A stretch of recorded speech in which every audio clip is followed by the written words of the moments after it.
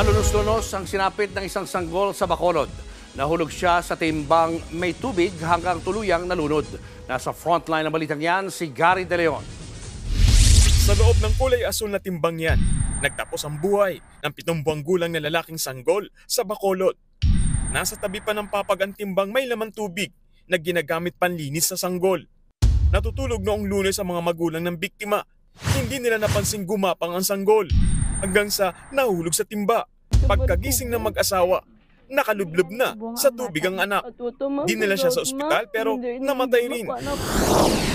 Sa San Andres, Quezon, 1 taong gulang na lalaki ang nalunod sa kanal. Ayon sa mga pulis, natutulog ang mag-ina sa loob ng kanilang bahay. Nagising daw ang biktima at mag-isang lumabas hanggang sa nahulog siya sa kanal sa tapat ng kanilang bahay. Dito na inanod ng tubig ang biktima. Natagpuan na lang siyang patay malapit sa creek. Nagbabalita mula sa Frontline, Gary De Leon, News 5. Mga kapatid, Julius Babaw po. Iba na ang may alam at may pakialam sa panahon ngayon. Para sa Frontline ng mga balita, mag-follow at mag-subscribe sa social media pages ng News 5.